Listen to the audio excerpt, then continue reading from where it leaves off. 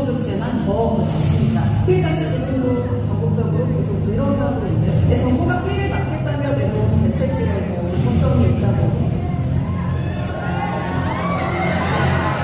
금감원장부서가 오늘 부정소송을 제출하면서 전장을 할 생각이 없다고 했습니다. 미국 정부기관이 한국 정부 관리들을 도감청한 걸 바탕으로 태국 안보라는 내밀한 대화가 마치 생생하게 담겨있습니다.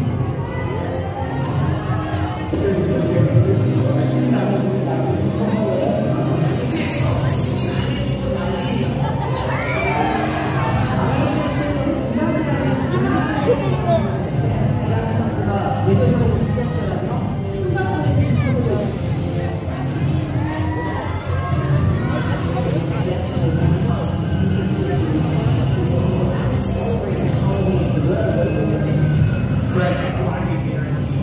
남상도 있고 또 이때 플로이를 맞아 심사 보험이라서 대규모 식사 추정 대기실에서 분리될 수 있어서 굉장히 안 좋다는 것을 후쿠시마 오염수 방류 문제에 시간이 걸린 거라고 한국에 얘기할 겁니다. 이민사 수산물 방지 조치 철폐도 정부는 국민의 건강과 안전, 위협이 있을 수 있는 결정은 절대 하지 않을 것이라고 거듭했습니다.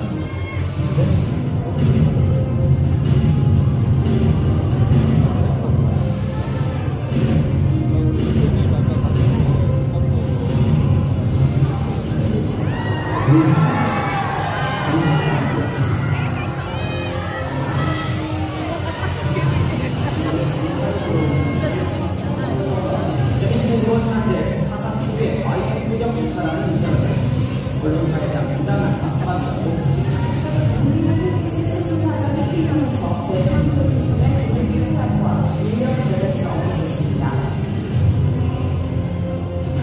검찰 출신 인사는 내각이 아닙니다. 그리고 검찰 출신들에게 적었습니다. 도의는 사라지고 폭력만 남았다.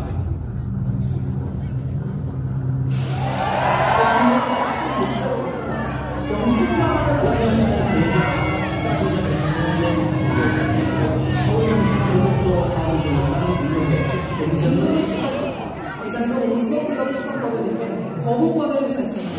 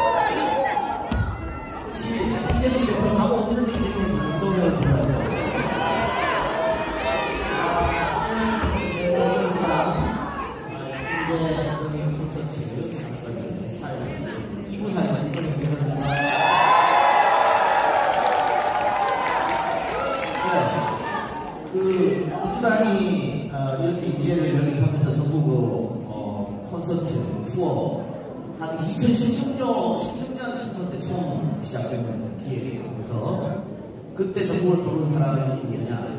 저지입니다. 2020년 총선에서도 역시 제가 사용했습니다. 그래서 이번에는 제가 하지 않겠다고 했는데 그러면 딱 한 번만 해달라고 해서 그래? 그러면 민주화의 성지 광주로 왔다.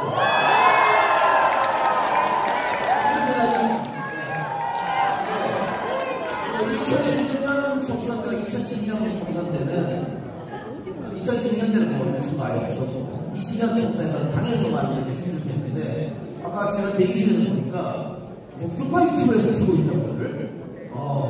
그래서 오늘은 철저하게 대본대로 가려고 합니다. 괜히 실수하거나 논란거리를 만들면 안 되니까. 그러면 큰일 납니다. 아니, 그 예전 박근혜 대통령 탄핵 때 이런 또 권수장에서가 민주당이 집권하면 지구의 정책이 되겠다. 농담도 안 되지 않습니까? 다음날 기사가 됐죠. 그래서 오늘은 철저하게 대법원에서 예를 하니까 너무 강하게 걱정하지 않으셔도 될 것 같습니다. 그리고 또 이게 또 당에서도 열심히 하셔가지고 컴퓨터까지 해주셨어요. 그래서 읽으면 될 것 같아요. 윤석열 대통령의 후보 시절 고 김대중 대통령의 민주정신이 있겠다는 발언을 했습니다. 언행 일치는 기대도 안 하지만 당선도 지금까지 뭐랄까 좀 거시기합니다. 이렇게 요대로 하겠습니다. 자, 그리고 오늘 저만 이렇게 진행하는 게 아니고 저와 같이 함께 스페셜 배치를 할 분이 계십니다. 무대로 모셔보겠습니다. 장경태 최고위원 올라오십니다.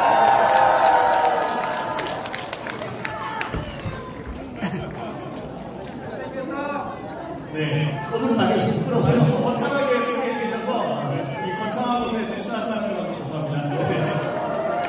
어떻게 이런 자리는 많이 가졌었는데 그동안 당원들과의 대화라든가 여기저기 들려가 우리 이렇게 꽉 찬 그러게요. 저희 전당대회 때 기억하시겠지만 대표님 모시고 이 소통 콘서트 많이 했었습니다. 또 오랜만에 하니까 더 반갑습니다. 다시 한번 각오 밝혀주시면 오늘 이 말 각오. 네, 오늘 방금 말씀드렸듯이 광주에서 이제 첫 순회 콘서트 이제 어제 대전에서 한 이후에 또 광주, 부산 이렇게 전국을 순회하는데요.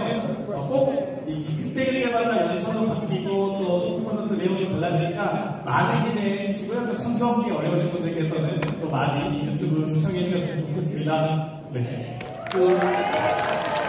이번 민주당인재위원회의 기치가 사람, 희망, 미래, 혁신이라고 해요. 국민의힘에서는 안 가지고 있는 것들이죠.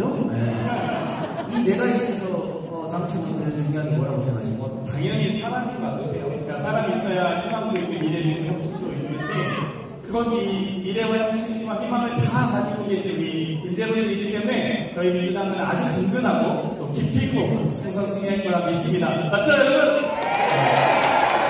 자, 그럼 이렇게 사람, 희망, 미래, 혁신 네 가지 가치를 모두 가지고 있는 우리 민주당의 새롭게 인재인데요. 오늘은 특별히 네 분 모시고 콘서트를 하도록 하겠습니다. 오늘 나와주신 네 분 무대로 올라와 주시죠.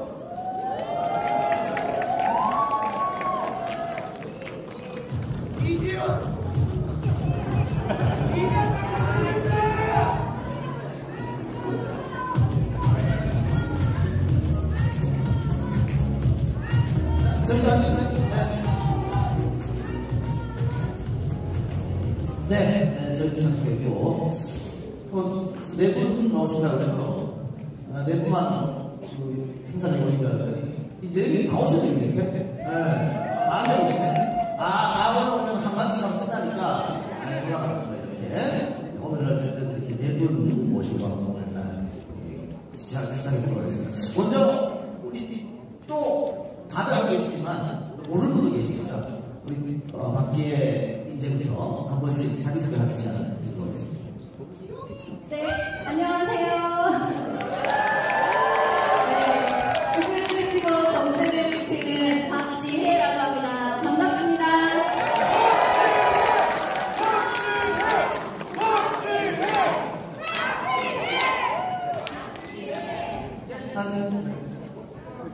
네, 안녕하십니까. 인재위 5호 강철기 이사님이겠습니다.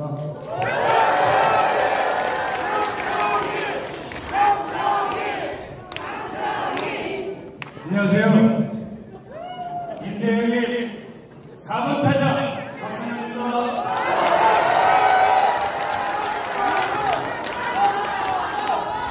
안녕하세요. 인재영의 9호 공룡입니다.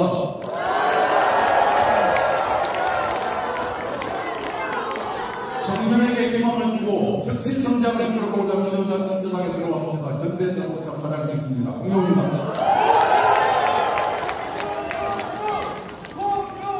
예. 자, 박지혜 변호사는 민주당 이제 이런데, 이런 거 신뢰성이라는 게 있지 않습니까? 또 부담도 됐을 테고 처음에 제안 왔을 때 어떤 생각이 드셨는지?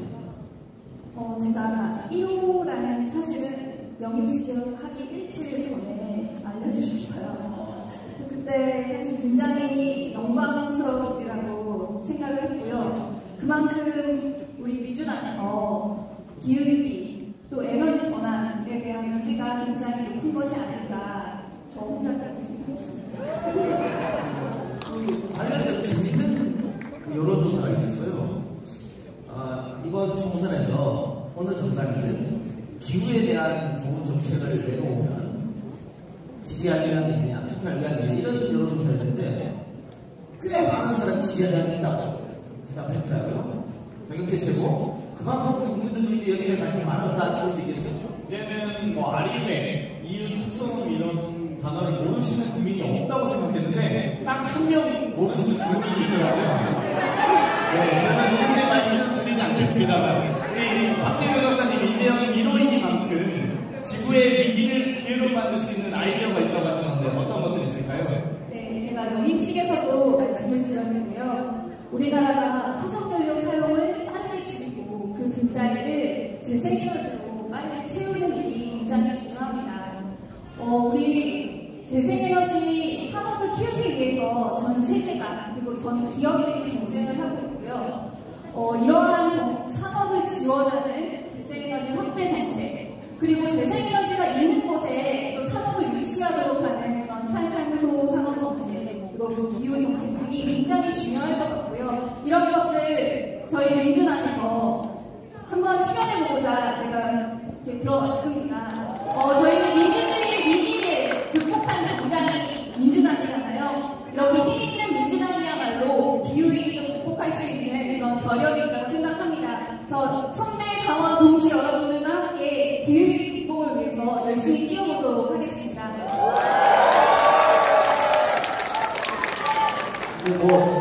소위 말해서 좋은 대학에 나오고 좋은 데 취업하고 있는데 갑자기 기후를 위해서 이 지구를 위해서 우리가 가야겠다 그런 생각은 어떻게 하시는 거예요? 제가 기업에 있을 때도 사실은 이제 요새 ESG라고 하는 사회책임 경영 담당자로 일했습니다. 그러면서 회사들도 모시고 유엔 회의도 가보고 또 우리가 돈을 벌면서 기업이 지속하는 발전을 위해서 기여할 수 있는 게 뭐가 있을까 그런 기획도 해보고 했었는데요.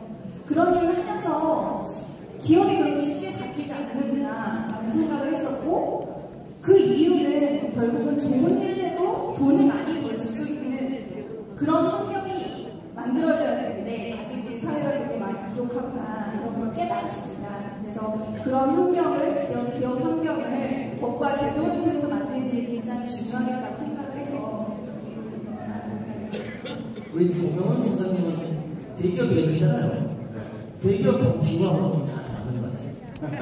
그래서 대기업도 이 기후 변화 적응 공부를 앞으로 물건 팔아서 대회에서 보고 대통령께서 이거 좀 알아주셔야 될 것 같아요. 글쎄 말입니다.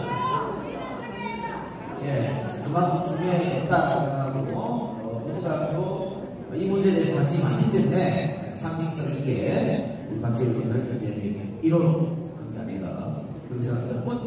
의원님들도 같은 생각을 많이 갖고 계시죠? 네, 방금 이제 우리 사장님께서 말씀하셨듯이 ESG 경영은 이제 이번 요즘에 기업에서 기본적인 핵심 가치가 되고 있는데 또 아리메이나 ESG선언이 지키지 않으면 수축이 어렵잖아요. 그런데도 불구하고 한 분이 모르셔서 그분을 좀 느껴주기 위해서 우리 두 분의 인재들께서 더 큰 역할이 필요할 것 같습니다. 일단 지금 나라를 위해서는 좀 안 되는데 이게 정부가 너무 못하고 있고 대통령이 아무 역할을 못하고 있으니까 오히려 우리 민주당 인재들이 더 빛을 발하는 것 같아요. 완전 차이가 많이 나니까 지금 우리 박성환 우리 외교안보 전문가로 이제 영입을 당해서 했는데 아니 윤석열 대통령 취임하고 중국, 러시아, 우크라이나, 일본, 미국하고 하는 외교안보 보십시오. 답답해서 말이 안 나올 정도잖아요. 어떻게 평범히 외교안보 정도를 어떻게 평범하고 계시죠? 이거를 이제 국기 77년 외교 대한민국이 어디에 있고 대한민국이 누구고 본인이 무슨 일을 해야 될지 모르는 거죠. 방향감각의 상실, 실종. 그래서 나갈수록 손해보는 장사를 하고 있습니다. 나갈수록 국민이 창피합니다. 나갈수록 대한민국의 안보가 오히려 위협을 받습니다. 그런데 또 해외 순방을 합니다. 왜 할까요? 우리나라에도 명품 옷, 백 살 때 많이 있습니다. 그만 나가시죠.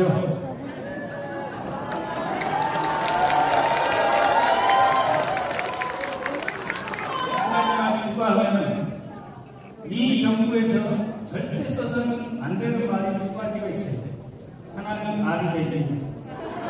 그래서 연구 논문이나 정책이나 R100 제목에 들으면 그 정책 채택 안 되면 그 연구 용역 안 줍니다. 또 하나가 뭔지 아세요? 평화예요. 그래서 평화 지지자, 한반도 평화를 위한 무슨 계획 이런 거 논문 제목에 넣으면은 통일부, 외교부, 국방부에서 연구 안 준다. R100과 평화를 포기한 자, 평화와 R100을 포기한 그들이 정권을 담당할 능력과 의지가 있다고 보십니까? 그러니까 이 연구 용역 과정에서 연구 논문에 R100이나 뭐 방금 평화를 넣으면 연구 논문 유지가 안 되는군요. 그렇죠. 네. 유지가 안 되면 안 되죠. 알지 않아서 유지 안 되죠. 그래요.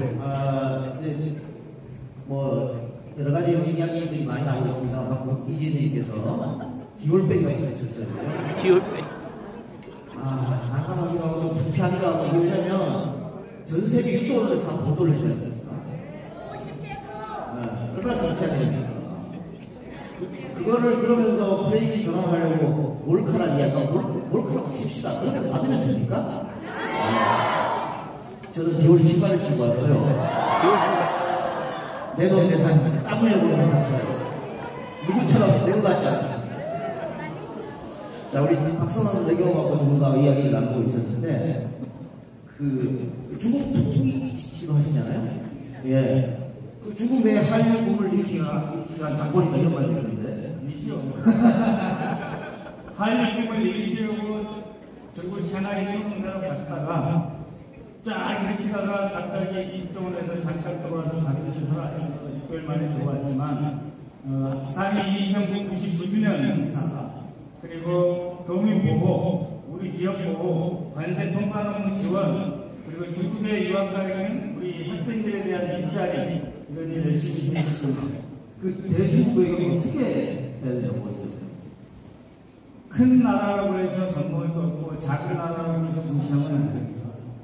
중국 강한 약한 나라 중국이 국경을 접하고 있는 나라가 15개가 넘어요. 얼마나 불안하겠습니까? 대한민국이 중국하고 협력하면 중국은 우리에게 그만큼 보답을 하게 되겠습니다. 당당하고 분명하게 우리가 할 이야기하고 잘못된 것 지적하면 중국은 우리가 하자는 방향으로 따라오게 되어 있습니다. 미국도 마찬가지입니다. 러시아도 마찬가지입니다. 대한민국 더 이상 장적은 아닙니다. 대한민국 강국고 선생님입니다. 우리가 정한 대로 우리가 국가 목표를 수립한 대로 어떤 나라든 우리가 끌고 갈 수 있습니다. 그 의지와 능력이 그래도 이 정도면 없지. 그러니까 지금 한중관계 얘기하셨는데 한중관계 거의 비탄 수준이고 대중무역으로 수출하시는 기업분들 되게 힘들어하고 계시잖아요. 근데 우리 박선원 인재께서 이 러시아 우크라이나 전쟁도 예비식하셨고 이런 정세 전문가신데 지금 얼마 전에 이 미국으로부터 도청을 당한 사건이 있지 않았습니까? 만약에 차장이셨다면 국가보실에 계셨다면 이런 사안에 대해서 어떻게 우리 정부가 대응하는 게 맞겠습니까? 미국이 중국 국경에다가 대사관을 새로 지을 때 나무 하나, 옷 하나, 모든 가구 비닐로 칭칭칭 감싸가지고 메타적으로 수입해서 갖다 썼습니다. 생각해보세요. 용산이 어떤 곳입니까? 그렇게 왜 갑니까? 거기 국방부가 어떤 것입니까? 합참이 어떤 것이에요? 앞에 중앙병원도 있고 기타 정보기관도 얼마나 많습니까? 그거를 2달 만에 가니 실내 봉사 어떻게 했겠어요? 그래서 아까도 말씀드렸지만 핸드폰 시설 감청 틈을 줬다. 또 패킷 감청 틈을 줬습니다. 이것을 막았어야 되는데 못 막으면서 어디까지 당했는지도 몰라요. 제가 경험해보니까 우리가 어떤 중요한 척도를 받으려면 중요한 나라하고 공유를 합니다. 과연 미국은 대한민국의 중요한 정보를 받아서 다른 나라하고 공유 안 했을까요? 이런 것도 안 보시십니까? 제가 만약 그 자리에 있었으면 결코 그런 일이 발생하지 않습니다.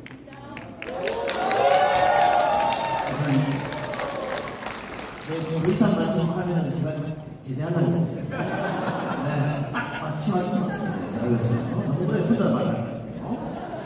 자, 다음 이제 우리 보건의료 중심이 강승희 소개해드릴 텐데, 우리가 지난 총선에서 정말 계승을 했었지 않습니까? 뭐 여러 가지 이유가 있다. 그때 도 중심이고 승리해서 계승을 했는데 여러 가지가 있겠지만 코로나를 너무 잘 방어했다. 그 외신에서도 걱정하시고 그랬었잖아요. 네, 그만큼 중요한데 안철수 의원이 과학 방역을 한다고 윤석열 대통령 그런 얘기 했었는데 철저히 좀 무시하고 밑바닥에 경계돼 있다 이런 얘기가 들리고 있잖아요. 그래서 이 부분에 대해서 굉장히 중요한 것 같습니다. 의사협회 부회장까지 하시다가 일선 보건소 소장으로 자진해서 가셨다고. 그 이유가 있을 것 같아요. 좀 길게 말씀드릴까요? 하세요. 한 말도 안 했으니까 하세요. 저는 원래 아까 좀 설명드린 흉부외과 의사였잖아. 처음에 한 13년 동안 흉부외과 수술만 했었어. 그리고 개업 10년은 거의 피부 미용 의사였어요. 왜냐하면 개업을 유지하려면 피부 레이저를 사서 그걸로 또 비급여를 많이 해야 너무 유지가 되고 저 역시 풍족한 생활을 하니까 그쪽으로 왜곡된 일을 경험해 봤습니다. 저는 의사한테 들어갔던 이유가 흉부외과 같이 피부라는 과가 결국 개업해서 피부 미용하는 현실은 맞지 않다. 그런 의료 환경을 바꾸고자 생각으로 의사한테 들어갔고요. 의사협회에 들어가는 사람이 부회장으로서 상근직이니까 제가 갖고 있는 병원을 접어야 했고 그리고 이렇게 부회장 운영하고 퇴직했을 때 제가 맨날 주장하는 게 일선 보건소장과 같이 의사한테 해야 됩니다. 근데 의사한테 지원을 안 해요. 그래서 제가 공공기로 용인에 자리가 있었을 때 지원해서 용인시에서 공공의료에 대한 경험을 쌓았습니다. 보건소장이 말단 공공의료의 말단 기관이 어떤 일을 하는지 그런 행정 경험을 통해서 용인 시정도 제가 받고 의료기관에서 좋은 경험을 하게 되었습니다.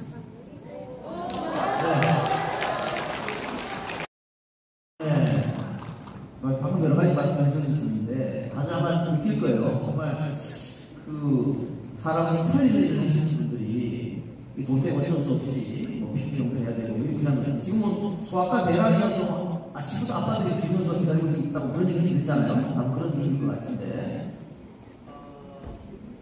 사회 경제적 불평등이 건강 불평등을 일으킨다 이런 이야기 하셨던 것 같아요. 우리 경제적 불평등은 이미 다 경험하시기 때문에 너무나 잘 알고 계시겠지만 의료 불평등이 무엇인가 좀 논란하는 분도 계실 겁니다. 근데 지역적으로 분명히 같지 않습니다. 서울에 집중되는 대형병원, 지방의 소외된 의료기관들, 시설이나 인력, 투자 면에서 굉장히 열악합니다.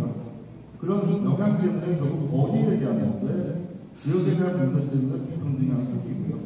또 한 가지는 의사 인력이나 간호사 인력, 그 다음에 의료의 수준, 그런 부분들에 대해서 있지 않습니다. KTX가 성실하지만 서울 가니까 결국 지방형 환자들이 서울 많이 이동을 하죠. 그러면 지방형 환자들 많이 본 대형병원에는 경부가 강하고 올라가기 때문에 결국 또 의료 수준이 높아질 수밖에 없고 오히려 지역에 있는 좋은 병원들이 자꾸 인력이 유출되면서 그런 것 때문에 우리 불평등이 생기게 되어 있습니다. 그건 1차적인 거고 2차 문제는 우리가 어느 정도 일정 소속 이상이면 의료에 대해서 욕구가 있을 때 자기가 원하는 병원을 갈 수 있지만 아플 때 무시하는 사람이 있습니다. 내가 이거 일을 쉬면은 직장에서 힘들어할까봐, 그 다음에 오늘 하루 안 벌면 내일 먹고 살 게 없기 때문에 그런 문제도 우리가 문제가 생기게 되어 있습니다. 이제 비극적인 일이라고 저는 생각을 합니다. 이런 불평등 구조를 없애려면 정부가 보편적인 진료를 제공을 해줘야 됩니다. 어느 인종수 이상의 즐거운 의료 서비스를 보장을 해줘야 국민들이 안심하고 자기 주변의 병원에 가서 최선의 진료를 받을 수가 있습니다. 질 나쁜 진료를 원하는 분들은 아무도 없습니다. 질이 좋은 진료, 어느 인종수 이상의 진료를 저는 보편적 진료로 표현하고요. 건강보험의 역할을 지금은 하고 있는데 앞으로 초고령화 시대에 넘어가서 우리가 급증하면 건보 관련 것을 감당할 수 있는 그런 감은 누구나 다 갖고 있습니다.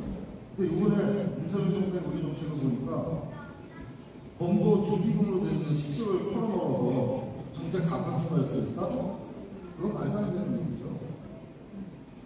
우리가 보장성 강화 정책을 낼 때 건보 조기금에서 10.8조를 5년 동안 털어서 보장성을 70%까지 올린다는 이야기가 한 적이 있습니다. 물론 달성되지 않았죠. 하지만 필수 의료 부분에 있어서는 보장성 강화 정책이 성공한 것이 사실이고, MRI 예전에 30만원 이상 40만원에 찍은 거를 15만원에 찍은 경험을 하고 계십니다. 그래서 각각 10만원까지 떨어지는 그런 일들이 결국 건강보험이 국민들한테 얼마나 많은 혜택을 나눠서 줄 수 있는가에 대한 고민을 여러분에게 알려드리는 것입니다. 특히 우리 아까 메르스나 코로나에서 보셨듯이 특히 코로나 시대에 우리 문재인 정권이 제일 잘할 때 중에 하나가 방역에 대한 문제를 처음으로 공포 돈을 들어다가 커버를 했습니다. 국가 예산으로 원래 커버해야 되니까 그쪽으로 많지만 그걸 특별히 건강보험에 있는 돈을 가지고 여러분에게 백신을 나누고 치료비로 된 것입니다. 그런 일을 지금 3년 동안 할 수 있을까요? 저는 다 고민하면 쉽을 것 같아요. 제가 볼 때는 돈은 대봐야 알겠지만 그런 감염병 위기 상황이 왔을 때 그런 정보를 제공할 수 있는 지금은. 그래서 제가 이런 건강 불평등을 해결하기 위해서는 의료에서 공적 역량을 보다 더 강화시켜야 된다. 그다음에 의료 인력도 의사뿐만 아니라 전체 보건 인력 차원에서 확충해야 된다. 그다음에 앞으로 돌봄 정책과 같이 연계해서 의료 복지 정책을 같이 가야 된다. 이 세 가지가 되겠습니다. 강연 잘 들었습니다. 정말 해방도 안 하셔가지고 걱정했는데 말씀이 시끄러워서 아주 좋은 말씀 잘 들었고요.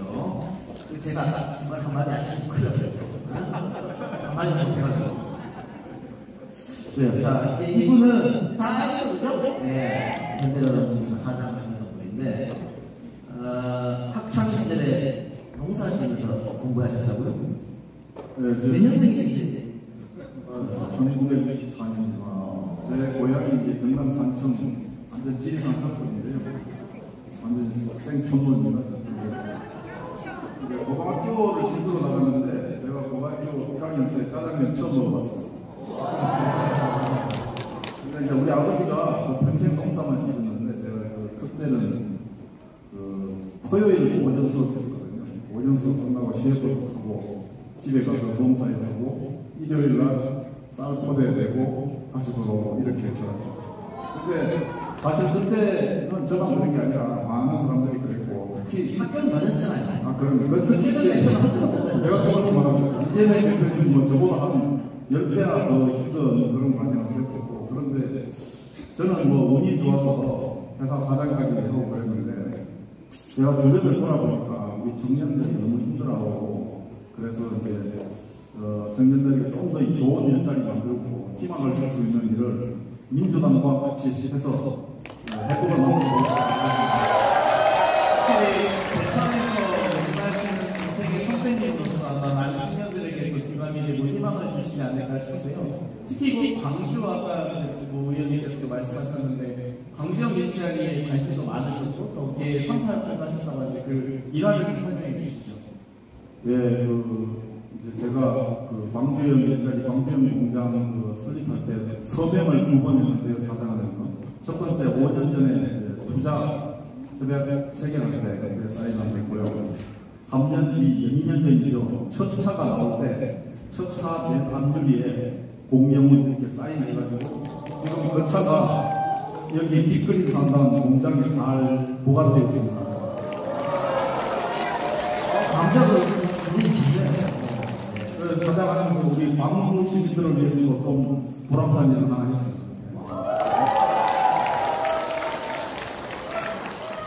그 아까 중국 얘기 잠깐 말씀하셨는데 그 자동차로 중국 시장이 어마어마한 거 아니에요? 그렇죠. 제가 한 10년 전에 중국 여행을 한 적이 있었는데 그때도 저때 자동차 지금도 사실 안 되는 지금 뭐 거의 왕토하고 그 쪽으로 들었죠. 어떻게 풀어야 될까요? 자기가 없는데. 지금 뭐 중국도 광토하고 러시아는 문 닫았어요. 네. 이런 것도 다 외교의 문제이긴 한데 예 취임하자마자 중국을 무시하고 그렇게 했으니까 저는 보지 마세요. 또 질문 없어요? 우리 장경진 아니 이제 아무래도 대기업 출신이다 보니까 대기업에 너무 프렌들리하지 않을까? 여러 가지 대기업 사장 출신 인재들이 갖고 있는 뭐 여러 가지 풍견들이 있을 것 같은데요. 그에 대해서 강원에게 좀 설명과 어떤 변명할 시간을 드리도록 하겠습니다. 변명할 시간. 제가 여기 기자회견 할때 기자들도 그 질문을 많이 하시거든요. 왜 대기업 사장 출신이 민주당에 들어가냐고. 그런데 저는 아까도 말씀드렸지만 우리가 이제 옛날하고는 반대 너무 저성장 국민에 들어간 게 앞으로는 상당히 고통의 원인이 될 거라고 저는 생각합니다. 그래서 성장의 모멘텀을 찾아야 되고요. 거기서 청년들에게 기회를 열어줘야 된다고 생각합니다. 그런데 이제 사실 여러분 1.4% 그 수치 많이 들어보셨죠? 작년 성장률이거든요. 그런데 6.25 한국전쟁 이후 평상시 지금 그게 최저치입니다. 근데 앞으로 이렇게 계속 가면 정말 청년들한테 희망을 줄 수가 없습니다. 근데 이제 우리 이재명 대표님과 민주당에서 3%를 앞으로 지속적으로 성장하는 그런 경제를 만들겠다 이렇게 공약을 했고 저도 거기에 반동합니다. 거기에 힘을 보태보고 싶다 그런 생각입니다. 특허도 얘기 좀 마무리하고 우리 오늘 참가해주신 당원 여러분께서 이렇게 소원지를 양쪽에 있습니다. 다섯 분이서 하나씩 뽑아서 답변할 시간이 테니까 그 사이에서는 밑에 들어가서 다른 형이 만나보는 시간을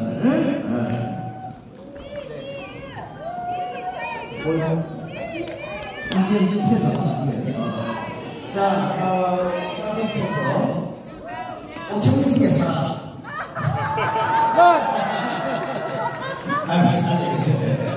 우리 이대성님은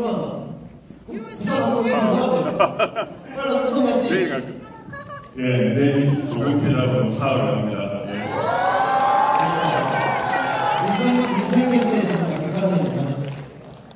우리 공영훈 사장이 혁신성장을 담당한다고 제가 민생경제를 담당해야 하는데 혁신성장과 공정경제의 두 바퀴로 우리 경제를 할 수 있도록 같이 잘 협력해가지고 모두가 만들게 새로운 장을 진행하도록 이진님은 특히 아주 좋아요.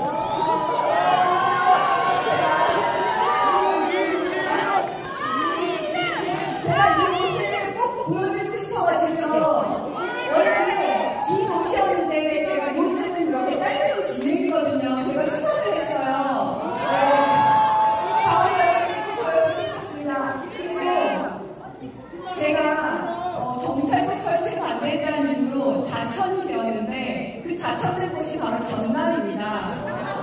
그때 전남에 와서 그러나 저는 외롭지 않았습니다. 자연이 아름답고 음식을 마시고 사람들이 너무나 따뜻했습니다. 여기서 호남의 정신을 배울 수 있었고 오늘 다시 여러분을 뵙게 되어서 너무나 반갑고 감사하고 영광입니다. 오늘 선글라스 안 끼셨네.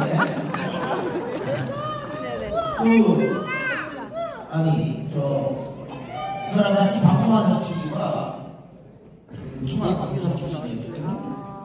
교사들이 똑똑하고 맞습니다. 그 친구가 우리 백승환 전화번호를 이렇게 달라고 연석인데 줬어요. 왜 그러냐고 했더니 너무 궁금하고 싶어요. 이분 이야기에 자기가 도산 쓰시면서 감동받아요. 안녕하세요. 저 시댁이 목포예요.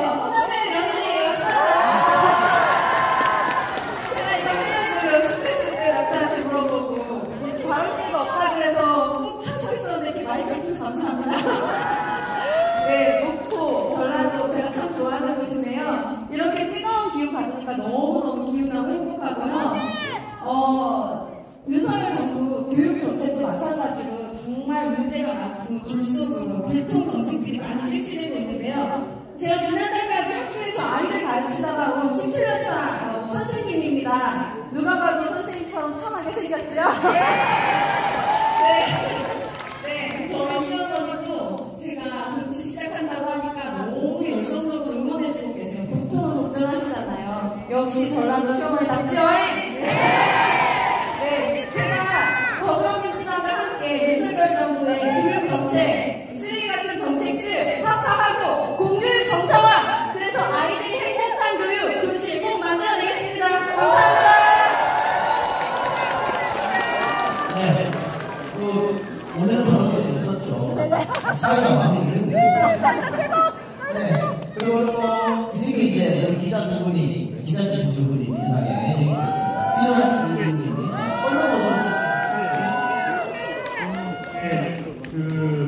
저는 언론이 정말 너무 약간을 못해서 나라의 이기경만은 정말 죄송하고 제가 드리고 싶은 말씀이 하나 있는데 우리 이재명 대표님 검찰 프레임에 맞춰서 너무 고통을 받는데 제가 그 프레임을 반드시 깨겠습니다.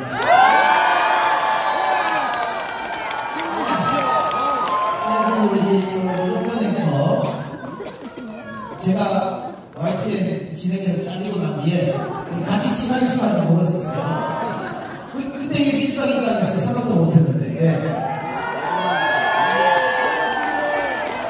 안녕하세요, 김민호입니다.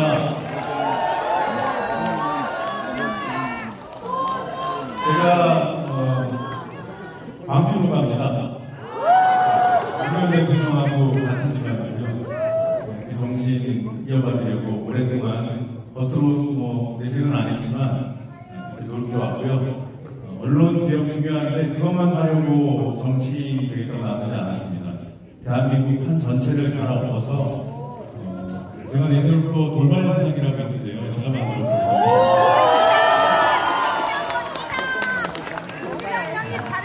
제가 민주당 입당해서 돌발 현상 같은 명품 정책 만들고 싶습니다.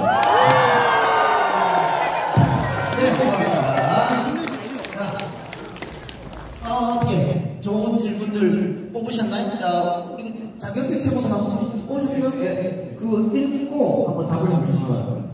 저는 제가 답하기로는 이제 이재명들이 궁금한 게 있는데요. 저 같은 경우는 정당을 정한 지 15년 돼가지고 잘 모르겠는데 이재명이 되기 전과 이제 당원으로서 나 민주당원이구나라고 느낄 때 어떤 때 딱 민주당원이구나 느끼실 때 딱 짧게 한 번씩 말씀 여쭤보겠습니다. 저는 사실 이렇게 당원분들을 많이 모이는 행사를 온 것이 거의 처음이거든요. 그래서 이렇게 정말 모르는 분들인데 만나서 너무 반갑다 인사해주시고 손잡아 주시고 그런데 아 정말 우리가 한 가족이 좋구나 이런 걸 느낀 것 같습니다. 그런 가족이 민주당에 있어서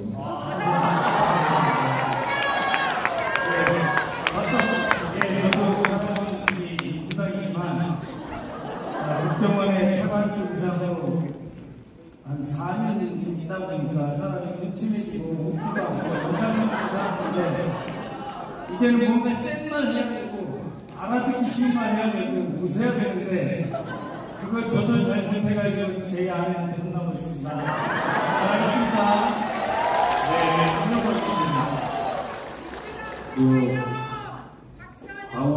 그 지금 콘서트 다닐 때 모르는 분이 파란 장판에 와서 셀카 찍었는데.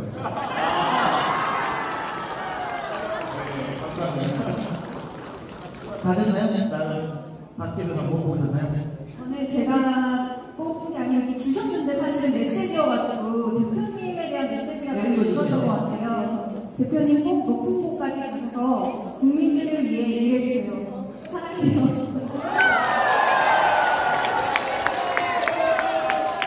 저도 메시지를 안 뽑았으니까 정치는 정치의 하는 것보다도 국민이 하는 것이다. 이재명 대표님들 말씀하셨습니다. 국민을 우롱하고 눈 가리고 아우하는 윤석열 정부 분열하는 민주당 이제는 가능하고 강하게 강화할 수 있도록 이끌어주세요. 사회자 정치 기대합니다.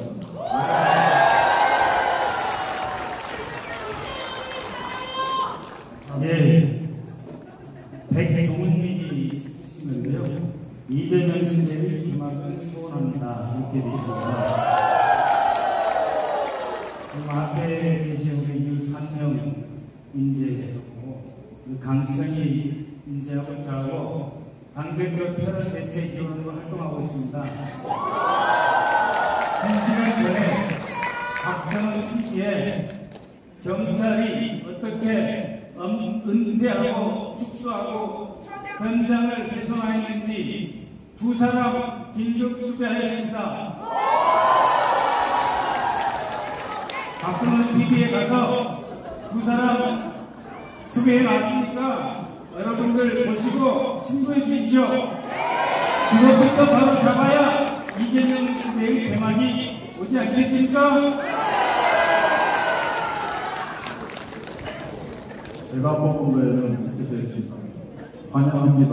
여의도에 가셔서 민주당 의원으로 일해주세요. 개파로 들어가서 침대 축구하지 마시고 우선 첫 번째 민주당 의원으로 일해주시기를 했는데 그렇게 하기 위해서는 당원들을 비롯해서 우리 여기 기자들을 팍팍 밀어주십시오. 그 다음에 개파로 들어가서 침대 축구하지 말라고 그러는데 저는 들어가서 공격 축구하겠습니다. 오늘 시원하게 먹겠습니다.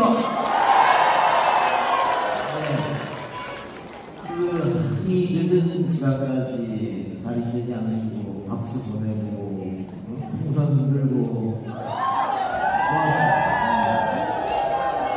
이렇게 좋은 사람들인데 왜 오늘은 방송 자문이라고 뭐라 그러지?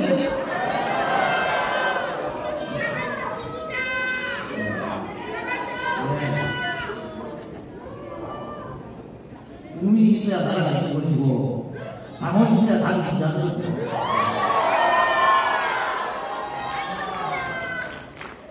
당원의 의견을 존중하는 생각이 되시겠습니까? 아마 그렇게 될 겁니다.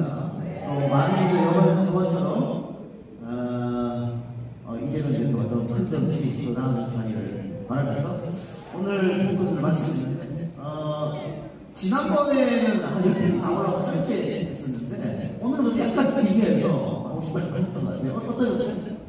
좋았습니다. 한마디 마지막 네, 민주당 승리! 여러분이 있어서 가능합니다, 여러분! 저도 우리 민주의 성지 방송에서 우리 민주당에 승리할 수 있도록 많은 지원 부탁드리면서 승리하면 외쳐보겠습니다. 승리!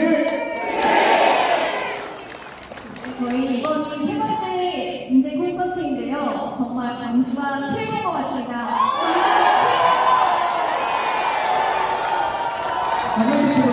저도 응원할 건데 광주는 미래다 하겠습니다.